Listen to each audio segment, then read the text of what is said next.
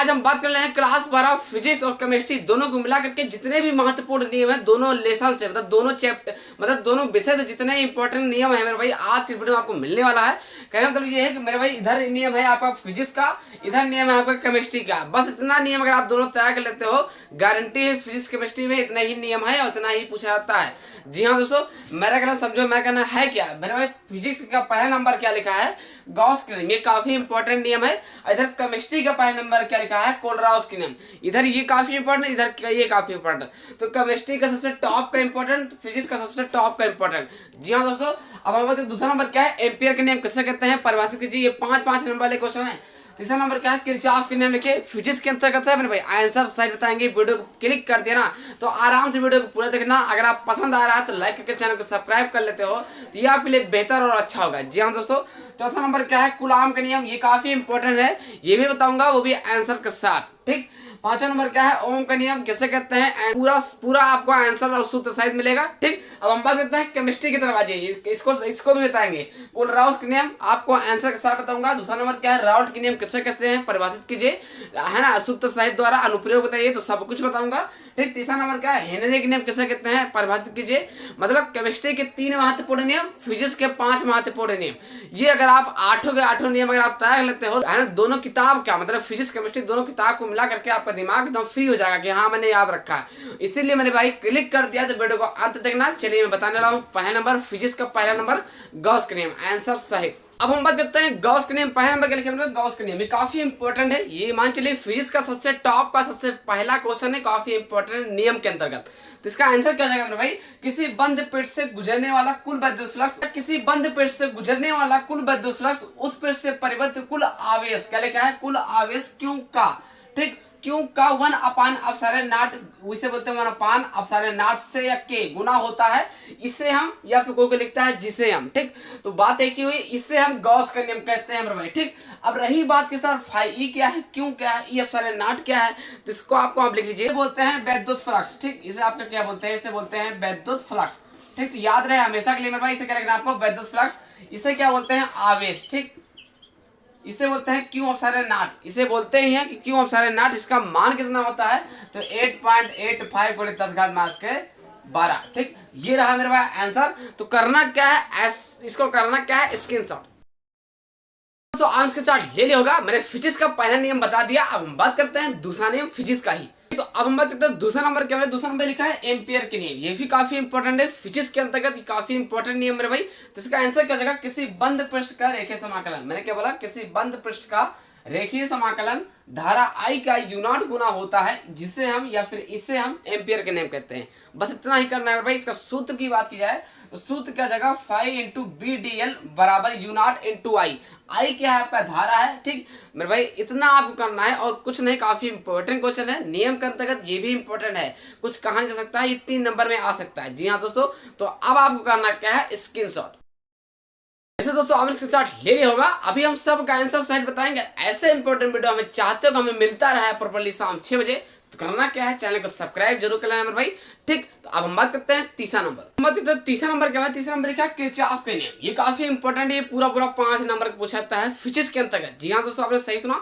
इसका आंसर क्या जाएगा भाई, सबसे सिंपल है, करना क्या, सबसे पहले आपको देखना किरचॉफ के अंदर 2 नियम होते हैं, प्रथम नियम, बंद पास का नियम। ठीक, सबसे पहले आपको हेडिंग डालना होगा प्रथम नियम। ठीक, अब प्रथम नियम के अंतर्गत अंदर क्या लिखना है, किसी विद्युत परिपथ में किसी विसंधि पर मिलने वाली समस्त विद्युत धाराओं का बीजगणितीय योग 0 होता है, यानी कि सिग्मा I बराबर विद्युत परिपथ में किसी भी संधि पर मिलने वाली समस्त विद्युत धाराओं का बीजगणितीय योग 0 होता है। तो वही सिग्मा में होता है, सिग्मा मतलब होता है जोड़ना, योग, I मतलब धारा, तो समस्त विद्युत धाराओं का बीजगणितीय योग 0 होता है। यही इसमें प्रूव करके आपको दिखाना होता है कि कैसे होता है, इसे हम किरचॉफ का प्रथम नियम कहते हैं, यहाँ प्रूव करना पड़ेगा। ध्यान देना, ये चित्र आपको याद रखना है भाई, ये I1 है, I2, I3, I4, I5, I6, I7, I8। ठीक, ऐसे करना है भाई, है ना। यहाँ पर ये देखिए, जो ऐसे लिखिए, मतलब संधि की जो संधि में आ रही धारा वो प्लस में होगी और जो संधि से बाहर जा रही धारा वो माइनस होगी। तो ये करना क्या, ये रहा आपका सूत्र, संधि की ओर आने वाली धारा प्लस में, संधि से बाहर जाने वाली धारा माइनस में। तो अब आपको ध्यान देना है भाई, इसी को सिद्ध करना है। देखिए संधि की ओर कौन आ रही है, संधि मतलब जो बीचों बीच में होता है उसे संधि बोलते हैं। तो आपको ध्यान से देखना है, I1 जो है, जो धारा ऐसे है वो आ रही है, जो धारा ऐसे है वो धारा जा रही है। तो देखिए ये तीर ऐसे लगा ना, तो यहाँ क्या हो जाएगा भाई, यहाँ हो जाएगा आपका I1। ठीक। फिर करना क्या भाई, क्या है प्लस में है ना, तो यहाँ लगा देना है प्लस। फिर देखिए कौन सा धारा आ रही है, I2 आ रही है, ठीक है भाई, यहाँ लगा दिया मैंने I2। अब ध्यान देना है I3 आपकी जा रही धारा, तो यहाँ पर क्या लग जाएगा, ऑटोमेटिक I3 लग जाएगा, ठीक। यहाँ पर लिख देना है माइनस का I4, ठीक मेरे भाई, तो ये भी धारा आपकी जो है जा रही है, ठीक। तो इसीलिए माइनस का I4 हो जाएगा। अब ध्यान देना ये धारा जो है आपको मतलब ऊपर की ओर पहुंच रही है, मतलब संधि की ओर जा रही है, तो यहाँ क्या हो जाएगा प्लस का I5, ठीक। अब चाहो तो ये भी लिख लो, I6 भी लिखो, I7 भी लिखो, लेकिन मैं यहीं तक लिखता हूँ, ठीक। यहाँ शुरू किया, यहाँ पर रोक दिया, ठीक। अब बराबर किसके कर लेते हैं, 0 के। अब आपको बिल्कुल ध्यान देना है, प्लस वाला इधर, माइनस वाला इधर, तो इसमें आपका कौन हो जाएगा, जैसे I1 आपका प्लस में है, प्लस I2 आपका प्लस में है, ठीक। ये भी आपका तो प्लस में है, I5 भी आपका प्लस में है, बराबर का निशान लगा दिया। I3 जो है बराबर के इधर जब लाओगे, इधर माइनस में है, बराबर के इधर आएगा, तो प्लस का I3 हो जाएगा, प्लस का I4 हो जाएगा। तो अब आपको इससे पता चलता है कि दोनों की तरफ बराबर ही देखा जाएगा, तो दोनों तरफ बराबर ही है, मतलब I1 प्लस I5 बराबर I3 plus I4 plus I6 जो भी बन जाए कर दो। मतलब इसका अर्थ यह निकला है कि किसी विद्युत परिपथ में किसी भी संधि पर मिलने वाले समय विद्युत धाराओं को बीजगणितीय योग शून्य होता है। मतलब सिग्मा I बराबर जो है 0 के, अगर दोनों मतलब सिग्मा अगर आप योग करते हो तो 0 के मतलब होगा, बराबर होगा, ठीक। तो बस इतना ही सिंपल है। ये रहा सूत्र, संधि की ओर आने वाली धारा प्लस में, संधि से बाहर जाने वाली धारा माइनस में। ये अभी आपका किरचॉफ का प्रथम नियम बताया है। अभी किरचॉफ का बंदपास नियम, जिसे आप बोलते होंगे बंदजाल या बंदपास, वो भी बाकी है, वो भी किरचॉफ के नियम के अंतर्गत आता है। ये 5 नंबर का होता है, काफी इंपॉर्टेंट क्वेश्चन है। तो भाई करना क्या है, स्क्रीनशॉट बस ऐसे ही करना है और इसमें कुछ नहीं करना है, बिल्कुल निश्चित रहिए। करना क्या है, स्क्रीनशॉट। बाकी कोई दिक्कत है तो कमेंट किस लिए है, कमेंट तो करो। तो करना क्या है, स्क्रीनशॉट। तो आपने इसके साथ ले लिया होगा। अब हम बात करते हैं इसी का किरचॉफ का, यहाँ पे लिखते हैं क्या है, द्वितीय नियम, जिसके बोलते हैं बंदजाल या बंदपास। चलिए इसको देख लेते हैं। बात करते हैं किरचॉफ के द्वितीय नियम में क्या लिखा है, किरचॉफ का प्रथम नियम बताते हैं, द्वितीय नियम क्या लिखा है, इसे बोलते हैं बंदपास या फिर बंदजाल, ठीक। तो मेरे भाई ऐसा आपको चित्र बनाना है, चित्र बिल्कुल आपको दिमाग में सेट हो जाना चाहिए। मतलब आप चित्र को याद कर लीजिए, ABCDEF, ठीक। R1 R2 R3 I1 E1 I2 E2, यहाँ पर क्या हो जाएगा I1 प्लस I2, ठीक, ब्रैकेट क्लोज।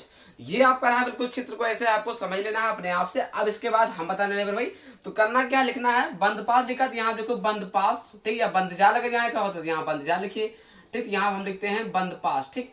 तो बंदपास किसमें, ABCDA, मतलब आपको 4 चीजें लेना है, जैसे बंदपास ABCDA, जहां से शुरू करो वहीं पर खत्म करो। देखिए यहाँ पर A, यहाँ पर A है, मतलब बाकी सब बीच में है। तो यहाँ शुरू किया है ABCDA, है ना। तो ऐसे 4 ABCDA, आप करना क्या है, लिखना है में, ठीक, मतलब ABCD के अंदर बताने वाला हूँ। यहाँ पे क्या लिखा है भाई, लिखा आपका क्या है, तो ध्यान देना। यहाँ पे क्या लिखना है, I1 मिला R1 मिला, यहाँ पे करना क्या है I1 R1, ठीक, माइनस लगा दिया। फिर क्या हो जाएगा I2 R2, है ना, माइनस का I2 R2, है ना, I2 हो गया, फिर R2 बराबर के इक्वल का लिखना है। यहाँ पे क्या मिल रहा है E1, यहाँ लिख दिया E1 माइनस E2, है ना, माइनस लगा दिया E2। अभी आपका समीकरण आपका फर्स्ट तैयार हो गया, ठीक। समीकरण कौन सा है भाई, समीकरण फर्स्ट है आपका। अब आपको लिखना क्या है, बंदपास, फिर से पुनः लिखना है बंदपास। सबसे पहली बात लिखिए यहाँ पर पुनः, ठीक, पुनः बंदपास। अब करना क्या है, लिखना है पुनः बंदपास CFEDC में, मतलब क्या करना है यहाँ पर CFEDC में। देखिए यहाँ पर भी है, यहाँ पर C है, मतलब बीच में बाकी होना चाहिए। तो C से शुरू किया, C पे खत्म कर दिया, ठीक। लिखना क्या है, में, मतलब CFEDC के अंदर, वही लिखा है में। भाई CFED, इसके अंदर क्या मिल रहा है, तो I2 मिल रहा है, E2, है ना, ये तो लिखा है बीच में, देखो पढ़ा ही पड़ा, I2 लिख दिया, E2 लिख दिया, माइनस। कहना क्या है, देखिए CFEDC में इसके अंदर मिल क्या रहा है, I2 मिल रहा है, E2 मिल रहा है, ठीक। यहाँ पे लिखना है I2, है ना, फिर E2। फिर अब की बात जब यहाँ से यहाँ की ओर जाएगा तो लग जाएगा प्लस, ठीक, प्लस हो जाएगा भाई। अब यहाँ पर क्या मिल रहा है, I1, है ना, लिख दिया I1 plus I2, bracket close. I2 यहाँ पर ध्यान देना है आप, है ना, R3 है ना, I1 प्लस I2 लिख दिया, लेकिन R3 तो लिखना है, तो यहाँ पीछे क्या लिखना है R3, बराबर क्या हो जाएगा भाई, बराबर आपका हो जाएगा E2।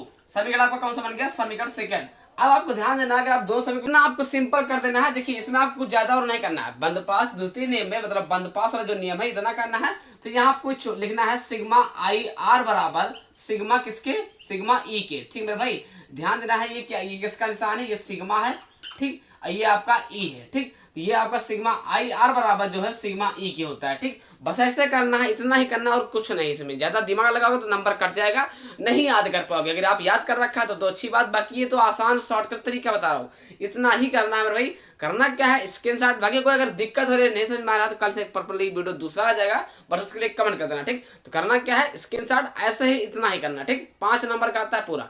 करना क्या है, स्क्रीनशॉट।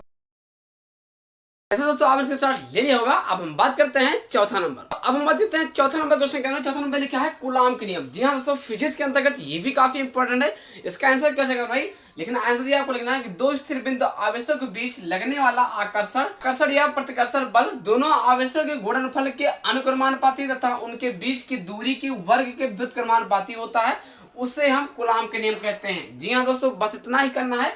सूत्र की बात की जाए तो इसका सूत्र क्या हो जाएगा मेरे भाई, हो जाएगा F बराबर 1/4 pi epsilon not into Q1 Q2 बटे R स्क्वायर। अब आपसे कोई पूछ ले कि 1/4 पाई एप्सिलॉन नॉट का मान कितना होता है, तो आपको तुरंत बोल देना है कि 9 × 10⁻9। जी हाँ दोस्तों, बस इतना ही करना है। ठीक, ये रहा आपका कूलाम के नियम का मैंने आंसर बहुत सटीक माध्यम से या सटीक तरीके से बता दिया। जी हाँ दोस्तों, करना क्या है, स्क्रीनशॉट सेंड करना बहुत ही अनिवार्य है। जी हाँ दोस्तों, अब आपको करना क्या है, स्क्रीनशॉट। दोस्तों आज से चार्ट ले लिया होगा। चौथा नंबर कंप्लीट। अब हम बात करते हैं पांचवा नियम। अब हम बात करते हैं पांचवा नंबर क्यों नहीं, पांचवा नंबर लिखा है फिजिक्स का पांचवा नंबर क्वेश्चन, ये है ओम का नियम। जी हाँ दोस्तों, ये काफी इंपॉर्टेंट है। इसका आंसर क्या जाएगा, ओम के नियम के अनुसार किसी धातु के तार में प्रभावित होने वाली विद्युत धारा आई, उस तार के सिरों के बीच उत्पन्न विद्युत विभवांतर V, ठीक, उत्पन्न विद्युत विभवांतर V के अनुक्रमानुपाती होता है, उसे हम या फिर इसे हम ओम का नियम कहते हैं भाई, इसे हम ओम का नियम कहते हैं। जबकि लिखना है क्या है, ब्रेकर लगाना है, जबकि तार पर ताप निश्चित हो। जी हाँ दोस्तों, फिर क्या करना है, V क्रमानुपाती I के, ये जब चिन्ह हटेगा ना, ये जो चिन्ह हटेगा तो इसके जगह क्या लग जाएगा, R I हो जाएगा। ठीक है भाई, तो ये आपका एक सूत्र हो जाएगा V बराबर R I। अगर आप R रोक लेते हैं भाई, अगर आप R रोक लेते हो तो V के नीचे आपका I चला जाएगा। तो यही तो ओम का नियम का सूत्र है। बस इतना ही करना है, ये काफी इंपॉर्टेंट क्वेश्चन है मेरे भाई। अब आपको करना क्या है, स्क्रीनशॉट है ना। तो मैंने फिजिक्स के महत्वपूर्ण जितने नियम थे बता दिया, पांचों। अब बात आते हैं केमिस्ट्री के 3 महत्वपूर्ण नियम। चलिए उसको देख लेते हैं, लेकिन उससे पहले स्क्रीनशॉट। तो आपने स्क्रीनशॉट ले लिया होगा। अब हम बात करते हैं केमिस्ट्री का पहले नंबर। अब हम बात कर रहे हैं केमिस्ट्री के अंतर्गत पहले नंबर नियम क्या है। केमिस्ट्री में 3 नियम है मेरे भाई, कोलराउस का नियम, राउल्ट का नियम, हेनरी का नियम। जी हाँ दोस्तों, मैं तीनों का आंसर बताऊंगा। पहले नंबर के लिए क्या है, कोलराउस का नियम काफी इंपॉर्टेंट है, कई बार आ चुका है। जी हाँ दोस्तों, इसका आंसर क्या हो जाएगा, अनंत अनंतता पर किसी विद्युत अपघट की मूल चालकता, उसमें उपस्थित धनायन, मैंने क्या बोला, उसमें उपस्थित धनायन या फिर ऋणायन अनंत अनंतता के मूल चालकता के योगफल के बराबर होता है, इन्हें या फिर उन्हें हम कोलराउस के नियम कहते हैं। बस इतना ही करना है और उसमें कुछ नहीं करना है, बहुत आसान और सिंपल है। लेकिन इतना लिखने के बाद अभी आपको नंबर नहीं मिलेगा, क्योंकि पूरा लिखना पड़ेगा। ठीक है ना भाई, क्योंकि केमिस्ट्री है। यहाँ पर M क्या है, तो मूल चालकता है, N प्लस क्या है, धनात्मक संख्या है, N माइनस क्या है, ऋणात्मक संख्या है। और यही बात की, इसे क्या बोलते हैं, इसे आपको बोलते हैं भाई अनंत, है ना, इनफाइनाइट। ठीक, अब रही बात क्या, अनुप्रयोग, कम से कम आपका कंपलसरी 2 तो अनुप्रयोग लिखना ही लिखना। 2 अनुप्रयोग के पहले नंबर के लिखना है, वही अनुप्रयोग याद करना है जो आसान है। तो पहले नंबर के लिखा है अनंत अनंतता पर दुर्बल विद्युत अपघट की मूल चालकता। दूसरा नंबर क्या है कि दुर्बल विद्युत अपघट्टों के वियोजन की मात्रा की गणना। ये दोनों के दोनों महत्वपूर्ण अनुप्रयोग है, मैंने आपको बता दिया। बस इससे आसान और आपको कहीं नहीं मिलेगा मेरे भाई। तो करना क्या है, स्क्रीनशॉट। दोस्तों आपने स्क्रीनशॉट ले लिया होगा। अब हम बात करते हैं महत्वपूर्ण नियम के अंतर्गत दूसरा नंबर। बात करते हैं केमिस्ट्री के अंतर्गत दूसरा नंबर क्या है, दूसरा नंबर लिखा है राउल्ट के नियम। ये तो मेरे भाई रामबाण है, काफी इंपॉर्टेंट, कई बार पूछा चुका है। तो इसका आंसर क्या हो जाएगा मेरे भाई, क्या लिखा है, किसी निश्चित ताप पर द्रव विलयन में उपस्थित किसी घटक का आंशिक वाष्प दाब, नहीं समझ पाए क्या लिखा है, किसी निश्चित ताप पर द्रव विलयन में उपस्थित किसी घटक का आंशिक वाष्प दाब उस घटक के मूल प्रभाज के, मेरे भाई मूल प्रभाज के समानुपाती होता है, उससे हम राउल्ट के नियम कहते हैं। अब रही बात कि अगर आपको मूल प्रभाज मतलब वही मोलांश और ये सब नहीं बता, तो मैंने इसका लिंक लगा रखा है डिस्क्रिप्शन बॉक्स में, आपको जाके देख सकते हो, उसका भी हमने परिभाषा बता रखा। ठीक, तो बात की बात रही, आप चाहो देखो चाहे ना देखो, लेकिन ये चीज जरूर देख लो, किसी निश्चित ताप पर द्रव में उपस्थित किसी घटक का आंशिक वाष्प दाब उस घटक के मूल प्रभाज के समानुपाती होता है, उसे हम राउल्ट के नियम कहते हैं। ये रहा सूत्र, P बराबर P0A प्लस P0B। ठीक मेरा भाई, अब यहाँ पे ये जरूर लिखना है, राउल्ट के नियम की सीमाएं जब तक नहीं लिखते तो नंबर आपको नहीं मिलेगा। सीमाएं कम से कम 2 याद लिखना है। ठीक, तो पहले नंबर के लिखना है कि यह नियम केवल अति तनु विलयनों पर कार्य करता है। दूसरा नंबर लिखना है एनटीपी पर दोनों घटक आवासशील होता है। अब एनटीपी का फुल फॉर्म क्या होता है? Natural temperature pressure. हिंदी में बोला जाता है इसे सामान्य ताप दाब। समझ गए ना भाई? तो करना क्या है? स्क्रीनशॉट। तो आपने स्क्रीनशॉट ले लिया होगा। अब हम बात करते हैं तीसरा नंबर, जिसका नाम है हेनरी के नियम। तीसरा नंबर लिखा है हेनरी के नियम। जी हाँ दोस्तों, ये सबसे लास्ट है। क्या लिखा है? हेनरी के नियम। काफी इंपॉर्टेंट है। इसका आंसर क्या हो जाएगा कि इस नियम के अनुसार स्थिर ताप पर किसी गैस के द्रव में विलेयता गैस के दाब के समानुपाती होता है। नहीं समझ पाए? समझ नहीं पा रहे हो? मतलब करना क्या है? इस नियम के अनुसार स्थिर ताप पर किसी गैस के द्रव में विलेयता गैस के दाब के समानुपाती होता है। इसे हम हेनरी के नियम कहते हैं। एम समानुपाती पी। मेरे भाई एम हो जाएगा, ये समानुपाती निशान हटेगा तो लग जाएगा बराबर, और के और पी हो जाएगा। जी हाँ दोस्तों, अब क्या हो जाएगा? एम बराबर के पी। एम आपकी क्या है? घुली हुई गैस की मात्रा है। के आपका क्या है? समानुपाती स्थिरांक है। पी आपका क्या है? साम्य पर गैस का दाब है।